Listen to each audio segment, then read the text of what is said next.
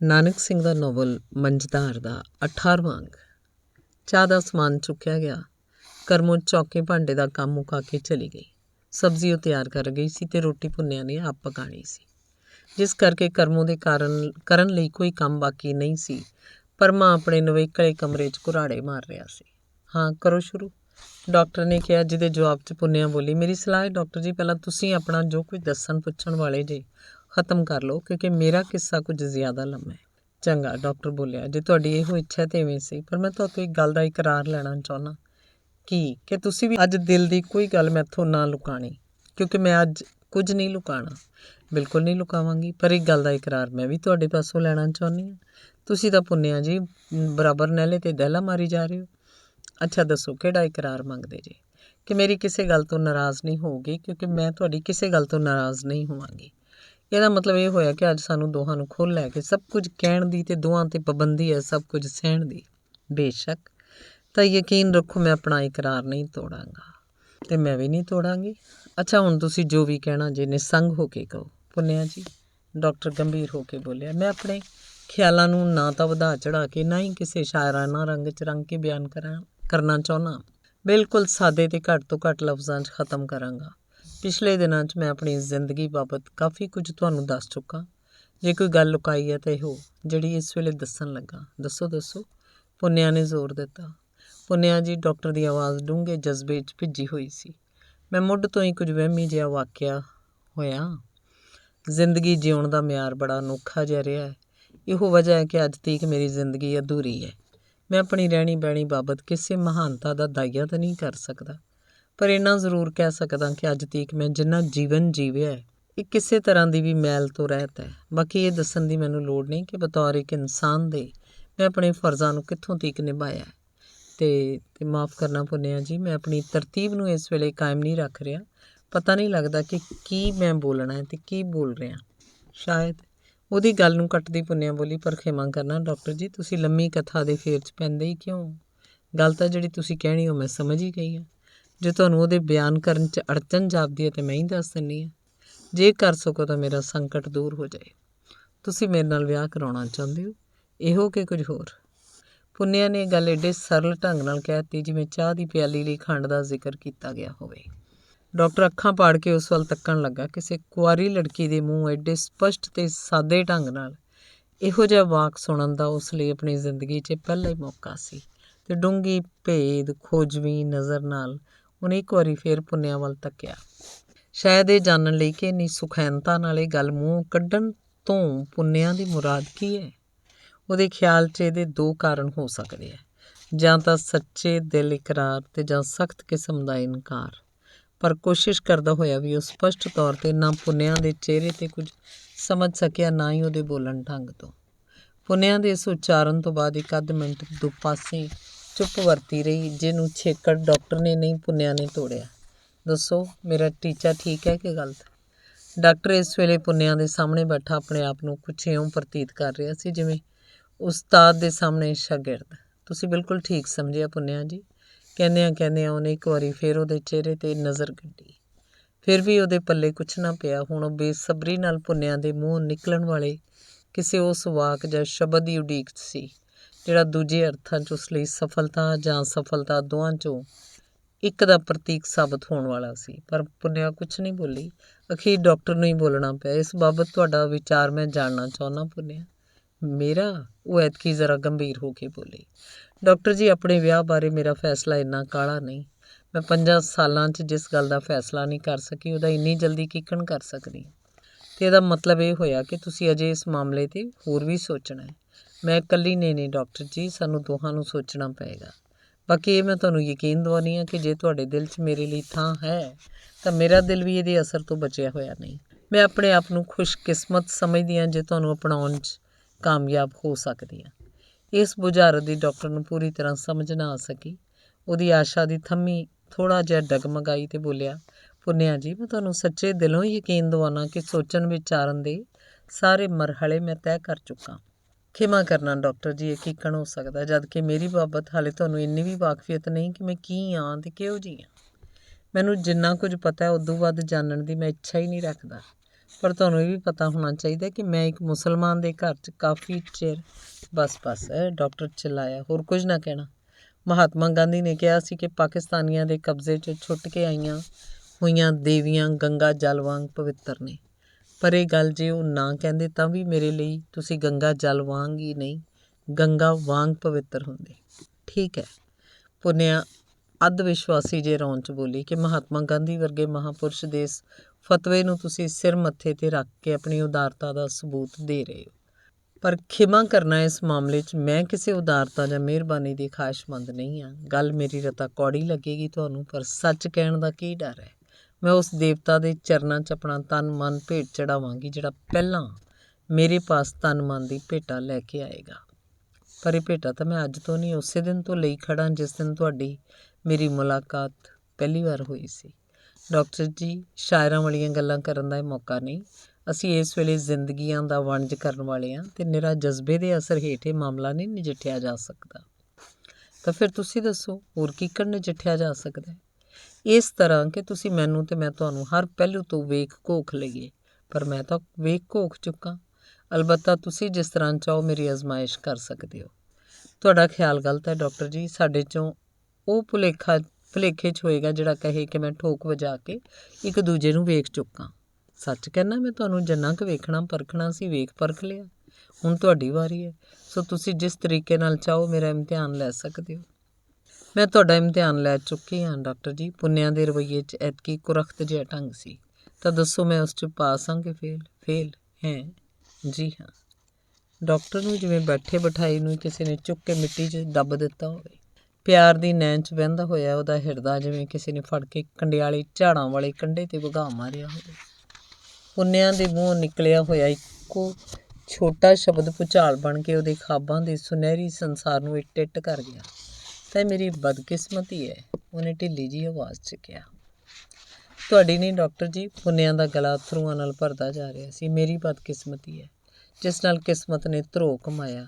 ਮੈਂ ਸੁਭਾਅ ਤੋਂ ਹੀ ਆਸ਼ਾਵਾਦੀ ਹਾਂ। ਕਿਸੇ ਛੋਟੀ ਮੋਟੀ ਮਾਯੂਸੀ ਦਾ ਅਸਰ ਮੇਰੇ 'ਤੇ ਘੱਟ ਵੱਧ ਹੀ ਹੁੰਦਾ ਹੈ।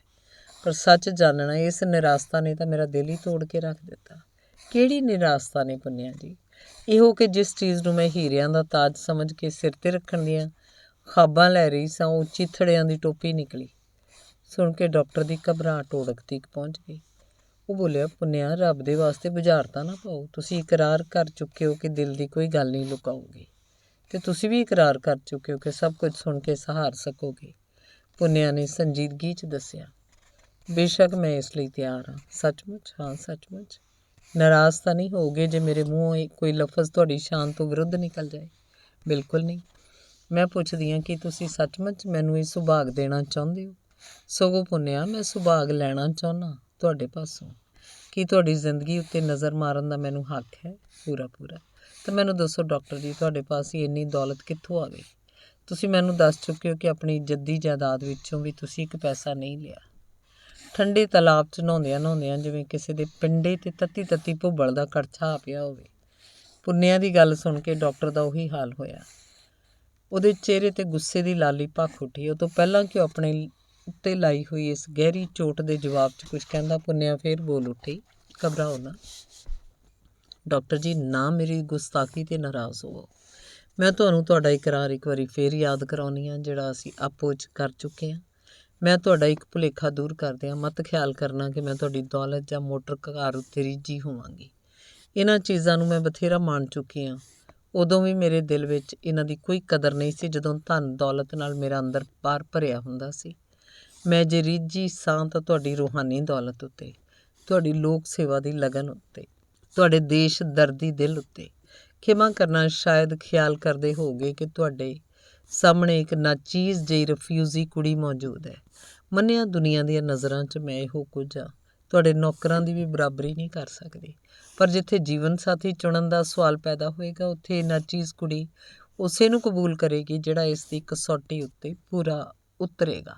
ਮੇਰੀ ਚੋਣ ਦਾ ਦਾਇਰਾ ਜੇ ਅਮੀਰੀ ਤੱਕ ਹੀ ਸੀਮਤ ਹੁੰਦਾ ਤਾਂ ਮੈਂ ਅੱਜ ਤੋਂ 5 ਵਰ੍ਹੇ ਪਹਿਲਾਂ ਹੀ ਕਿਸੇ ਅਮੀਰ ਨਾਲ ਲਾਵਾਂ ਫੇਰੀ ਲੈ ਚੁੱਕੀ ਹੁੰਦੀ। ਮੈਂ ਜੇ 4 ਵਰ੍ਹੇ ਆਪਣੇ ਮਾਪਿਆਂ ਨਾਲ ਅੱਡਾ ਲਾਈ ਰੱਖਿਆ ਸੀ ਤਾਂ ਇਹਦੀ ਆਖਰ ਕੋਈ ਤਾਂ ਵਜ੍ਹਾ ਸੀ। ਭਾਵੇਂ ਅੱਜ ਮੈਂ ਗਲੀਆਂ ਦੇ ਕੱਖਾਂ ਨਾਲ ਵੀ ਤੁਲਨ ਜੋਗੀ ਨਹੀਂ ਹਾਂ, ਪਰ ਇਹਦਾ ਮਤਲਬ ਇਹ ਨਾ ਸਮਝਣਾ ਕਿ ਮੈਂ ਆਪਣੀ ਕੀਮਤ ਇੱਕ ਕੌਡੀ ਵੀ ਘੱਟ ਸਮਝਦੀ ਹੋਵਾਂ।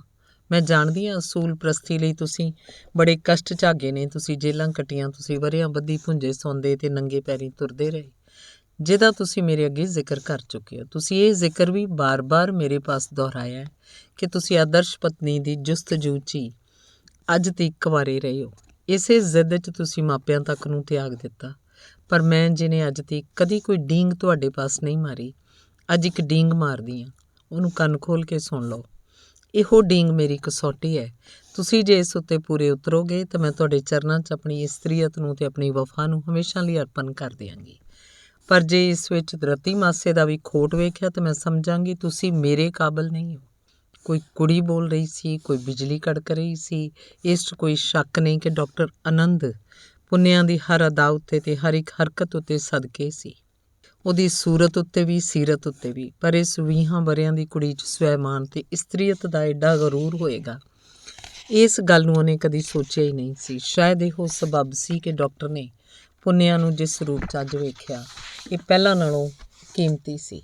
ਪਰ ਜਿੱਥੇ ਪੁੰਨਿਆਂ ਦੀ ਕੀਮਤ ਡਾਕਟਰ ਦੀਆਂ ਨਜ਼ਰਾਂ 'ਚ ਇੰਨੀ ਵੱਧ ਗਈ ਸੀ, ਉੱਥੇ ਉਹਦੀ ਆਪਣੀ ਕੀਮਤ ਇਸ ਗੱਲ ਨੂੰ ਇਸ ਵੇਲੇ ਉਹ ਪੂਰੀ ਤਰ੍ਹਾਂ ਸੋਚ ਨਹੀਂ ਸੀ ਸਕਦਾ। ਸ਼ਾਇਦ ਇਸ ਕਰਕੇ ਕਿ ਉਹਦੇ ਸਿਰ ਨੂੰ ਚੱਕਰ ਆ ਰਹੇ ਸਨ। ਕੁਝ ਬੋਲਣ ਲਈ ਉਹਨੇ ਇੱਕ ਵਾਰੀ ਸਿਰ ਚੁੱਕਿਆ, ਪਰ ਦੂਜੇ ਹੀ ਪਲ ਮੁੜ ਉਹਦੀਆਂ ਅੱਖਾਂ ਝੁਕ ਗਈਆਂ। ਛੰਭ ਜਾਂ ਤਲਾਬ ਦੀ ਟਿਕੀ ਹੋਈ ਸਤ੍ਹਾ ਉੱਤੇ ਜਦ ਕੋਈ ਭਾਰੀ ਚੀਜ਼ ਆ ਡਿੱਗਦੀ ਹੈ ਤਾਂ ਉਸ ਵਿੱਚੋਂ ਲਹਿਰਾਂ ਉੱਠਦੀਆਂ ਨੇ, ਜਿਹੜੀਆਂ ਫੈਲਦੀਆਂ ਅਖੀਰ ਕੰਢੇ ਨਾਲ ਜਾ ਟਕਰਾਉਂਦੀਆਂ ਨੇ। ਡਾਕਟਰ ਆਨੰਦ ਦੀ ਜੀਵਨ ਸੱਤਾ ਲਈ ਪੁੰਨਿਆਂ ਦੀਆਂ ਅੱਜ ਦੀਆਂ ਗੱਲਾਂ ਨੇ ਕੁਝ ਉਹੋ ਜਿਹਾ ਅਸਰ ਕੀਤਾ। ਇਹਨਾਂ ਵੱਧਦੀਆਂ ਲਹਿਰਾਂ ਨੇ ਜਦ ਉਹਦੇ ਜੀਵਨ ਕੰਢਿਆਂ ਵੱਲ ਰੁੱਖ ਕੀਤਾ ਤਾਂ ਉਹਨੂੰ ਆਪਣੀ ਜੀਵਨੀ ਇੱਕ ਪ੍ਰਤੱਖ ਤਸਵੀਰ ਬਣ ਕੇ ਅੱਖਾਂ ਸਾਹਮਣੇ ਦਿਖਾਈ ਦੇਣ ਲੱਗੀ। ਉਹੀ ਤਸਵੀਰ ਜਿਹਨੂੰ ਉਹ ਸਰਬ ਕਲਾ ਭਰਪੂਰ ਖਿਆਲ ਕਰਦਾ ਸੀ। ਅੱਜ ਜਦ ਇਸ ਤਸਵੀਰ ਦੇ ਚਿਹਰੇ ਉੱਤੇ ਉਹਨੇ ਅਨੇਕਾਂ ਕੋਝੇ ਦਾਗ ਵੇਖੇ ਤਾਂ ਉਹ ਸਾਰੇ ਦਾ ਸਾਰਾ ਜਿਵੇਂ ਮਿੱਟੀ ਦਾ ਤੋਦਾ ਬਣ ਕੇ ਰਹਿ ਗਿਆ। ਪੁੰਨਿਆ ਆਪਣਾ ਬਿਆਨ ਖਤਮ ਕਰ ਚੁੱਕੀ ਸੀ। ਜਵਾਬ ਦੀ ਉਡੀਕ 'ਚ ਉਹਦੀਆਂ ਅੱਖਾਂ ਡਾਕਟਰ ਉੱਤੇ ਗੱਡੀਆਂ ਸਨ। ਉਹਨੇ ਮੋਢਾ ਹਿਲਾਉਣਿਆਂ, ਡਾਕਟਰ ਜੀ, ਇਹ ਦਾਸੀ ਕੁੰਗੂ ਦੀ ਕਟੋਰੀ ਲਈ ਤੁਹਾਡੇ ਚਰਨਾਂ 'ਚ ਹਾਜ਼ਰ ਹੈ ਤੇ ਤੁਹਾਡੇ ਜਵਾਬ ਦੀ ਉਡੀਕ 'ਚ ਹੈ। ਦੱਸੋ, ਪਲਟ ਦਿਆਂ? ਡਾਕਟਰ ਫਿਰ ਵੀ ਟਸ ਤੋਂ ਮਸ ਨਹੀਂ ਹੋਇਆ। ਪੁੰਨਿਆ ਨੇ ਫਿਰ ਬੋਲਣਾ ਸ਼ੁਰੂ ਕੀਤਾ। ਐਤਕਾਂ ਉਹਨੇ ਉਹ ਸਾਰਾ ਕੁਝ ਬਿਆਨ ਕਰ ਦਿੱਤਾ ਜਿਹੜਾ ਪਿਛਲੇ ਦਿਨ ਹੀ ਉਸ ਨਾਲ ਵਾਪਰਿਆ ਸੀ। ਨਵਲ ਕਿਸ਼ੋਰ ਦਾ ਹਾਲ, ਸ਼ੁਕਲ ਜੀ ਦੀਆਂ ਕਾਰਸਤਾਨੀਆਂ ਦਾ ਹਾਲ ਤੇ ਛੇਕੜ ਉਸ ਮੀਟਿੰਗ ਦੀ ਪੂਰੀ ਕਾਰਵਾਈ। ਕੇਵਲ ਇੱਕ ਗੱਲ ਉਹਨੇ ਡਾਕਟਰ ਪਾਸੋਂ ਲੁਕਾਈ ਰੱਖੀ, ਸ਼ੁਕਲ ਜੀ ਦੇ ਆਉਣ ਬਾਰੇ। ਸੁਣਦਿਆਂ ਡਾਕਟਰ ਦੇ ਪਿੰਡੇ ਦਾ ਮਾਸ ਸੌਂ ਗਿਆ। ਹੁਣ ਉਹਦੀਆਂ ਅੱਖਾਂ 'ਚ ਪ੍ਰੇਮ ਲਾਲਸਾ ਦੀ ਥਾਂ ਦੋਸ਼ੀ ਵਾਲੀ ਖਿਮਾ ਜਾਚਨਾ ਵਿਲਕ ਰਹੀ ਸੀ, ਪਰ ਉਸ ਦੋਸ਼ੀ ਵਰਗੀ ਜਿਹਨੂੰ ਆਪਣੀ ਅਪੀਲ ਮਨਜ਼ੂਰ ਹੋਣ ਦੀ ਕੋਈ ਆਸ਼ਾ ਬਾਕੀ ਨਾ ਰਹਿ ਗਈ ਹੋਵੇ। ਲੰਮੀ ਚੁੱਪ ਪ੍ਰਤੱਖ ਉਹਦੇ ਜੁਰਮ ਦਾ ਇਕਬਾਲ ਸੀ। ਹਾਂ ਦੱਸੋ? ਪੁੰਨਿਆ ਨੇ ਆਪਣੇ ਪਿਛਲੇ ਪ੍ਰਸ਼ਨ ਨੂੰ ਦੁਹਰਾਇਆ। ਤੁਸੀਂ ਦੱਸਿਆ ਨਹੀਂ ਕਿ ਲੱਖਾਂ ਰੁਪਇਆ ਦੀ ਪੂੰਜੀ ਤੁਹਾਡੇ ਕੋਲ ਕਿੱਥੋਂ ਆ ਗਈ, ਜਦ ਕਿ ਤੁਸੀਂ ਕਿਸੇ ਮੁਸਲਿਮ ਰਿਫਿਊਜੀ ਦੀ ਜਾਇਦਾਦ ਵੀ ਨਹੀਂ ਲੁੱਟੀ, ਕਿਸੇ ਸਰਕਾਰੀ ਠੇਕੇ 'ਚੋਂ ਨਾਜਾਇਜ਼ ਰੁਪਇਆ ਵੀ ਨਹੀਂ ਕਮਾਇਆ। ਫਿਰ ਇਹ ਦੌਲਤ ਕਿੱਥੋਂ ਆਈ ਕਿ 16,000 ਦੀ ਮੋਟਰ ਕਾਰ ਰੱਖਣ ਦੀ ਸਮਰੱਥਾ ਵੀ ਤੁਸਾਂ 'ਚ ਪੈਦਾ ਹੋ ਗਈ? ਕੀ ਕਿਰਪਾ ਕਰਕੇ ਇਸ ਬਾਬਤ ਕੁਝ ਦੱਸੋਗੇ? ਸਭ ਕੁਝ ਦੱਸਾਂਗਾ। ਡਾਕਟਰ ਨੇ ਐਤਕੀ ਆਪਣੇ ਅੰਦਰ ਬੋਲਣ ਦੀ ਕਾਫੀ ਹਿੰਮਤ ਪੈਦਾ ਕਰ ਲਈ। ਪਰ ਇਹ ਤੋਂ ਪਹਿਲਾਂ ਮੈਨੂੰ ਇਸ ਗੱਲ ਦਾ ਇਕਬਾਲ ਕਰ ਲੈਣਾ ਚਾਹੀਦਾ ਕਿ ਤੁਹਾਡੀ ਕਸੌਟੀ ਉੱਤੇ ਮੈਂ ਟਿਕ ਨਹੀਂ ਸਕਿਆ। ਮੇਰੇ ਮੁਕਰਨ ਲਈ ਹੁਣ ਜਦ ਕਿ ਤੁਸੀਂ ਕੋਈ ਰਸਤਾ ਬਾਕੀ ਨਹੀਂ ਰਹਿਣ ਦਿੱਤਾ, ਤਾਂ ਮੈਂ ਇਸ ਗੱਲ ਨੂੰ ਹੋਰ ਵੀ ਸਾਫ਼ ਕਰ ਦੇਣਾ ਚਾਹੁੰਦਾ ਕਿ ਜਿਸ ਡਾਕਟਰ ਆਨੰਦ ਨੂੰ ਤੁਸੀਂ ਜਾਂ ਹੋਰ ਲੋਕ ਦੇਵਤਾ ਸਮਝ ਕੇ ਪੂਜਦੇ ਨੇ, ਅਸਲ 'ਚ ਉਹ ਪੱਕਾ ਦੰਭੀ ਤੇ ਧੋਖੇਬਾਜ਼ ਹੈ। ਇਸ 'ਚ ਕੋਈ ਸ਼ੱਕ ਨਹੀਂ ਕਿ ਇੱਕ ਵਕਤ ਸੀ ਜਦੋਂ ਮੈਂ ਇਮਾਨਦਾਰ ਵੀ ਸੀ, ਦੇਸ਼ ਭਗਤ ਵੀ, ਸੇਵਾਦਾਰ ਵੀ, ਪਰ ਅੱਜ ਮੇਰੇ ਅੰਦਰ ਉਹਨਾਂ ਸਿਫਤਾਂ ਵਿੱਚੋਂ ਕੋਈ ਵੀ ਬਾਕੀ ਨਹੀਂ। ਪੁੰਨਿਆ, ਜਿਹੜੀ ਇਸ ਵੇਲੇ ਡਾਕਟਰ ਦੀ ਹਾਲਤ ਨੂੰ ਵੇਖ ਕੇ ਤਰਸ ਦੇ ਜਜ਼ਬੇ 'ਚ ਲਬਰੇਜ਼ ਸੀ, ਬੋਲੀ, ਪਰ ਇਹਦਾ ਸਬੱਬ ਡਾਕਟਰ ਜੀ? ਸਬੱਬ ਤੁਹਾਨੂੰ ਕੀ ਦੱਸਾਂ ਪੁੰਨਿਆ ਜੀ? ਡਾਕਟਰ ਨਿੰਮੋਂ ਝੂਣਾ ਹੋ ਕੇ ਬੋਲਿਆ। ਸਬੱਬ ਦੀ ਮੈਨੂੰ ਆਪ ਸਮਝ ਨਹੀਂ ਆਉਂਦੀ। ਕਈ ਵਾਰ ਜਦੋਂ ਆਪਣੀ ਪਿਛਲੀ ਤੇ ਹੁਣ ਦੀ ਜ਼ਿੰਦਗੀ ਤੇ ਝਾਤ ਮਾਰਦਾ, ਗੈਰਤ ਵਿੱਚ ਗਰਕ ਹੋ ਜਾਂਦਾ। ਇੱਕ ਵਕਤ ਸੀ ਜਦ ਮੈਂ ਆਪਣੀ ਜ਼ਿੰਦਗੀ ਦੇ ਮਨੋਰਥਾਂ ਅੱਗੇ ਪੈਸੇ ਦੀ ਕੋਈ ਕੀਮਤ ਨਹੀਂ ਸੀ ਸਮਝਦਾ। ਅੱਜ ਵੀ ਜਦ ਕਦੀ ਮੈਨੂੰ ਉਹਨਾਂ ਦਿਨਾਂ ਦੀ ਯਾਦ ਆਉਂਦੀ ਹੈ ਜਦੋਂ ਪੇਟੋਂ ਭੁੱਖਾ ਪੈਰੋਂ ਨੰਗਾ ਸਾਰਾ ਦਿਨ ਕੰਮ ਕਰਦਾ ਸੀ, ਦਿਲ ਕਰਦਾ ਕਦੀ ਇੱਕ ਵਾਰੀ ਫਿਰ ਉਹ ਸਮਾਂ ਮੇਰੇ ਹੱਥ ਆ ਜਾਏ। ਕਿੰਨਾ ਸੰਤੋਖ ਸੀ ਮੇਰੇ ਅੰਦਰ, ਕਿੰਨੀ ਸ਼ਾਂਤੀ ਸੀ, ਕਿੰਨਾ ਸਬਰ ਤੇ ਜੀਵਨ ਦਾ ਉਤਸ਼ਾਹ। ਪਰ ਅੱਜ ਮੈਂ ਕਿੱਥੇ ਆ ਪਹੁੰਚਿਆ, ਜਿੱਥੇ ਛੁੱਟ ਪੈਸੇ ਦੀ ਹਿਰਸ ਤੋਂ ਹੋਰ ਕੁਝ ਹੈ ਹੀ ਨਹੀਂ। ਨਾ ਮੇਰੇ ਅੰਦਰ ਉਹ ਸ਼ਾਂਤੀ ਰਹੀ, ਨਾ ਉਤਸ਼ਾਹ, ਨਾ ਹੀ ਟਿਕਾ। ਬਸ ਹਰ ਵੇਲੇ ਅੰਦਰ ਬਾਹਰ ਇੱਕ ਅੱਗ ਜਿਹੀ ਲੱਗੀ ਰਹਿੰਦੀ ਹੈ। ਪੁੰਨਿਆ ਨੇ ਫਿਰ ਉਹੀ ਸਵਾਲ ਦੁਹਰਾਇਆ। ਪਰ ਇਹਦਾ ਸਬੱਬ ਡਾਕਟਰ ਜੀ? ਇਸੇ ਗੱਲ ਦੀ ਤਾਂ ਸਮਝ ਨਹੀਂ ਆਉਂਦੀ। ਮੈਂ ਤੁਹਾਨੂੰ ਕੀ ਜਵਾਬ ਦਿਆਂ ਇਹਦਾ? ਪਰ ਘੱਟੋ ਘੱਟ ਇੰਨਾ ਤਾਂ ਤੁਸੀਂ ਦੱਸ ਸਕਦੇ ਹੋ ਕਿ ਇਹ ਤਬਦੀਲੀ ਕਦੋਂ ਤੁਹਾਡੀ ਜ਼ਿੰਦਗੀ 'ਚ ਸ਼ੁਰੂ ਹੋਈ? ਹਾਂ, ਇਹ ਦੱਸ ਸਕਦਾ। ਜਿੱਥੋਂ ਤੱਕ ਮੇਰੀ ਯਾਦਦਾਸ਼ਤ ਕੰਮ ਕਰਦੀ ਹੈ, ਇਸ ਤਬਦੀਲੀ ਦਾ ਮੁੱਢ ਉਦੋਂ ਤੋਂ ਬੱਝਾ ਜਦੋਂ ਮੈਨੂੰ ਕਸਟੋਡੀਅਨ ਦਾ ਮਹਿਕਮਾ ਸੌਂਪਿਆ ਗਿਆ। ਇਸ ਮਹਿਕਮੇ 'ਚ ਦਾਖਲ ਹੁੰਦਿਆਂ ਹੀ ਮੈਂ ਇੱਕ ਅਜਬ ਤਰ੍ਹਾਂ ਦੀ ਹਨੇਰਗਰਦੀ ਵੇਖੀ। ਨਿਕਾਸੀਆਂ ਦੀ ਲੱਖਾਂ ਕਰੋੜਾਂ ਦੀ ਪੂੰਜੀ ਨੂੰ ਲੋਕੀ ਦੋਈ ਹੱਥੀਂ ਮੇਰੇ ਵੇਖਦਿਆਂ ਲੁੱਟੀ ਜਾ ਰਹੇ ਹਨ। ਇਹਨੂੰ ਵੇਖ ਕੇ ਮੇਰੇ ਅੰਦਰ ਭਾਂਬੜ ਮੱਚਦੇ ਸਨ। ਮੇਰਾ ਦਿਲ ਕਰਦਾ ਸੀ ਕਿ ਇਹੋ ਜਿਹੇ ਲੁਟੇਰਿਆਂ ਨੂੰ ਮੌਤ ਦੇ ਘਾਟ ਉਤਾਰਦੇ ਹਨ। ਭਾਵੇਂ ਉਦੋਂ ਹਰ ਪਾਸੇ ਲੁੱਟ ਦਾ ਦੌਰਾ ਸੀ। ਸਭ ਤੋਂ ਜ਼ਿਆਦਾ ਗੁੱਸਾ ਮੈਨੂੰ ਮਹਿਕਮੇ ਕਸਟੋਡੀਅਨ ਦੇ ਸਟਾਫ 'ਤੇ ਆਉਂਦਾ, ਜਿਹੜੇ ਰਿਸ਼ਵਤਾਂ ਲੈ ਕੇ ਸਥਾਨਕ ਆਦਮੀਆਂ ਦੇ ਨਾਲ ਅਲਾਟਮੈਂਟਾਂ ਕਰੀ ਜਾ ਰਹੇ ਸੀ। ਇਸੇ ਹਨੇਰਗਰਦੀ ਨੂੰ ਦੂਰ ਕਰਨ ਖਾਤਰ ਮੈਂ ਇਸ ਮਹਿਕਮੇ 'ਚ ਸ਼ਾਮਲ ਹੋਇਆ ਸੀ। ਮੇਰਾ ਖਿਆਲ ਸੀ ਦਿਨਾਂ 'ਚ ਹੀ ਮੈਂ ਇਸ ਵਿਗੜੀ ਤਾਣੀ ਨੂੰ ਸੁਲਝਾ ਦਿਆਂਗਾ। ਸ਼ੁਰੂ 'ਚ ਜਦ ਮੈਂ ਚਾਰਜ ਲਿਆ, ਕੁਝ ਚਿਰ ਦਿਆਨਤਦਾਰੀ ਨਾਲ ਇਸ ਕੰਮ ਨੂੰ ਨਿਭਾਇਆ।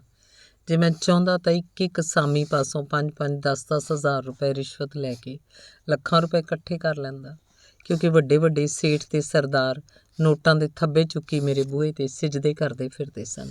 ਪਰ ਮੈਂ ਕਿਸੇ ਵੱਲ ਅੱਖ ਉਠਾ ਕੇ ਨਹੀਂ ਸੀ ਤੱਕਦਾ। ਤੇ ਫਿਰ ਪੁੰਨਿਆ ਨੇ ਪੁੱਛਿਆ, ਤੁਹਾਡੇ ਅੰਦਰ ਇਹ ਕਮਜ਼ੋਰੀ ਕਿਵੇਂ ਆ ਗਈ? ਇਹੋ ਦੱਸਣ ਲੱਗਾ, ਡਾਕਟਰ ਬੋਲਿਆ। ਇੱਕ ਦਿਨ ਦਾ ਜ਼ਿਕਰ ਹੈ। ਮੁਖਬਰ ਨੇ ਇਤਲਾਹ ਦਿੱਤੀ ਕਿ ਸ਼ਹਿਰ ਦੇ ਕੁਝ ਆਦਮੀਆਂ ਨੇ ਅੱਜ ਰਾਤੀ ਇੱਕ ਮਿਲ ਓਨਰ ਦੇ ਨਿਵਾਸੀ ਮਕਾਨ ਤੇ ਗੋਦਾਮ ਨੂੰ ਲੁੱਟਣਾ ਹੈ, ਜਿਸ 'ਚ ਸਥਾਨਕ ਪੁਲਿਸ ਦਾ ਵੀ ਹੱਥ ਹੈ। ਮੈਂ ਉਸੇ ਰਾਤ ਪੁਲਿਸ ਦੀ ਮਦਦ ਲੈ ਕੇ ਉਸ ਮਕਾਨ ਵੱਲ ਰੁਖ ਕੀਤਾ। ਉਹਨਾਂ ਦਿਨਾਂ 'ਚ ਪੁਲਿਸ ਦਾ ਇੰਤਜ਼ਾਮ ਪੂਰਾ ਨਹੀਂ ਸੀ। ਮੁਸਲਮਾਨ ਪੁਲਸੀਏ ਸਭ ਪਾਕਿਸਤਾਨ ਚਲੇ ਗਏ ਤੇ ਹਿੰਦੂ ਸਿੱਖ ਹੈ ਹੀ ਬਹੁਤ ਥੋੜ੍ਹੇ ਸੀ, ਜਿਸ ਕਰਕੇ DC ਨੇ ਇਹੋ ਜਿਹੇ ਕੇਸ ਫੜਨ ਲਈ ਆਰਜ਼ੀ ਤੌਰ 'ਤੇ ਮੈਨੂੰ ਸਪੈਸ਼ਲ ਅਖਤਿਆਰ ਦੇ ਰੱਖੇ ਸੀ। ਅਸੀਂ ਸਾਰੇ ਮਕਾਨ ਦੇ ਆਸੇ-ਪਾਸੇ ਲੁਕ ਰਹੇ। ਰਾਤ ਦੇ ਕੋਈ 1 ਵਜੇ 5 ਟਰੱਕ ਆਏ। ਉਹ ਮਕਾਨ ਦੇ ਸਦਰ ਦਰਵਾਜ਼ੇ ਅੰਦਰ ਲੰਘ ਗਏ। ਮਕਾਨ ਦੇ ਉਤਲੇ ਹਿੱਸੇ 'ਚ ਕਦੀ ਮਾਲਕ ਮਕਾਨ ਦੀ ਰਿਹਾਇਸ਼ ਹੁੰਦੀ ਸੀ ਤੇ ਹੇਠਲੇ ਹਿੱਸੇ 'ਚ ਉਹਨੇ ਗੋਦਾਮ ਬਣਾਇਆ ਸੀ, ਜਿਸ 'ਚ ਬਜਾਜੀ ਦੀਆਂ ਗੰਢਾਂ ਛੱਤਾਂ ਤੱਕ ਭਰੀਆਂ ਪਈਆਂ ਸੀ। ਸਾਡੇ ਵੇਖਦਿਆਂ ਟਰੱਕ ਲੱਦੇ ਜਾਣ ਲੱਗੇ। 3 ਟਰੱਕ ਤਾਂ ਗੰਢਾਂ ਨਾਲ ਭਰ ਗਏ, 2 'ਚ ਘਰ ਦਾ ਸਮਾਨ ਲੱਦਿਆ ਗਿਆ ਤੇ ਜਿਉਂ ਹੀ ਉਹ 5 ਟਰੱਕ ਤੁਰਨ ਲੱਗੇ ਕਿ ਮੇਰੀ ਪਾਰਟੀ ਨੇ ਜਾ ਛਾਪਾ ਮਾਰਿਆ। 5-6 ਮੁਲਜ਼ਮ ਮੌਕੇ 'ਤੇ ਫੜੇ ਗਏ, ਜਿਨ੍ਹਾਂ 'ਚ ਇੱਕ ਪੁਲਿਸ ਦਾ ਇੰਸਪੈਕਟਰ ਤੇ ਇੱਕ ਕਾਂਸਟੇਬਲ ਸੀ। ਅਸਲ 'ਚ ਕਿਸੇ ਚਲਾਕ ਪੁਲਸੀਏ ਜਾਂ ਖਰਾਂਟ ਵਪਾਰੀ ਨਾਲ ਉੱਤੋਂ ਪਹਿਲਾਂ ਮੇਰਾ ਵਾਹ ਹੀ ਨਹੀਂ ਸੀ ਪਿਆ ਤੇ ਮਗਰੋਂ ਇਹ ਜਾਣ ਕੇ ਮੈਂ ਹੋਰ ਵੀ ਹੈਰਾਨ ਹੋਇਆ ਕਿ ਉਸ ਚੋਰੀ 'ਚ ਇੱਕ MLA ਵੀ ਸ਼ਾਮਲ ਸੀ। ਇੰਸਪੈਕਟਰ ਤੇ ਉਸ MLA ਨੇ ਮੈਨੂੰ ਵੱਖਰਿਆਂ ਲਿਜਾ ਕੇ ਮੇਰੇ ਉੱਤੇ ਕਈ ਤਰ੍ਹਾਂ ਦੇ ਡੋਰੇ ਸੁੱਟਣੇ ਸ਼ੁਰੂ ਕੀਤੇ। ਜਦ ਮੈਂ ਕਿਸੇ ਤਰ੍ਹਾਂ ਵੀ ਉਹਨਾਂ ਦੇ ਕਾਬੂ ਨਾ ਆਇਆ ਤਾਂ ਉਹ MLA ਸੱਜਣ ਮੈਨੂੰ ਸਮਝਾਉਣ ਲੱਗਾ ਕਿ ਡਾਕਟਰ ਸਾਹਿਬ, ਤੁਸੀਂ ਭੁਲੇਖੇ 'ਚ ਹੋ। ਜੇ ਖਿਆਲ ਕਰਦੇ ਹੋ ਕਿ ਇਸ ਕੇਸ ਨੂੰ ਅਦਾਲਤ 'ਚ ਲਿਜਾ ਕੇ ਤੁਸੀਂ ਸਾਨੂੰ ਮੁਜਰਮ ਸਾਬਤ ਕਰ ਸਕੋਗੇ। ਅਦਾਲਤ ਨੇ ਤਾਂ ਗਵਾਹੀਆਂ 'ਤੇ ਫੈਸਲਾ ਦੇਣਾ ਤੇ ਗਵਾਹ ਭਾਵੇਂ ਤੁਸੀਂ ਜ਼ਮੀਨ ਛੱਡ ਕੇ ਅਸਮਾਨ ਤੋਂ ਲੈ ਆਓ, ਉਹਨਾਂ ਨੂੰ ਵਰਗਲਾਉਣਾ ਸਾਡੇ ਖੱਬੇ ਹੱਥ ਦਾ ਕਰਤੱਵ ਹੈ। ਪਰ ਇਹਦਾ ਨਤੀਜਾ ਕੀ ਹੋਏਗਾ? ਅਸੀਂ ਤਾਂ ਕਾਨੂੰਨ ਤੇ ਅਦਾਲਤ ਦੀ ਅੱਖੀਂ ਘੱਟਾ ਪਾ ਕੇ ਬਰੀ ਹੋ ਜਾਵਾਂਗੇ, ਪਰ ਤੁਸੀਂ ਟੋਭੇ 'ਚ ਰਹਿੰਦਿਆਂ ਹੋਇਆਂ ਮਗਰ ਮੱਛਾਂ ਨਾਲ ਵੈਰ ਸਹੇੜ ਕੇ ਸੁੱਖ ਦੀ ਨੀਂਦ ਸੌਂ ਸਕੋਗੇ? ਭਲਾ ਜੇ ਤੁਸੀਂ ਇੱਕ ਲੀਡਰ ਦੇ ਤੌਰ 'ਤੇ ਇਸ ਮਾਮਲੇ ਦੀ ਆਵਾਜ਼ ਅਸੈਂਬਲੀ ਤੱਕ ਪਹੁੰਚਾਉਣ ਦਾ ਯਤਨ ਕਰੋ ਤਾਂ ਉੱਥੇ ਵੀ ਤਾਂ ਸਾਡਾ ਹੀ ਅਮਲਾ ਹੈ। ਜੇ ਤੁਸੀਂ ਕਹੋ ਕਿ ਵਜ਼ਾਰਤ ਦੇ ਕੰਨਾਂ ਤੀਕ ਇਹ ਮਾਮਲਾ ਪਹੁੰਚਾ ਕੇ ਕੁਝ ਕਰ ਸਕੋਗੇ, ਇਹ ਵੀ ਤੁਹਾਡੀ ਖਾਮ ਖਿਆਲੀ ਹੈ, ਕਿਉਂਕਿ ਜਿਨ੍ਹਾਂ ਵਜ਼ੀਰਾਂ ਨੂੰ ਵਜ਼ਾਰਤ ਦੀ ਕੁਰਸੀ ਸਾਡੀ ਮਦਦ ਨਾਲ ਹਾਸਲ ਹੋਈ ਹੈ, ਉਹਨਾਂ ਪਾਸੋਂ ਤੁਸੀਂ ਇਹ ਉਮੀਦ ਹੀ ਨਾ ਰੱਖੋ ਕਿ ਸਾਡੇ ਨਾਲ ਵਿਗਾੜ ਕੇ ਤੁਹਾਡੀ ਮਦਦ ਲਈ ਤਿਆਰ ਹੋ ਜਾਣਗੇ।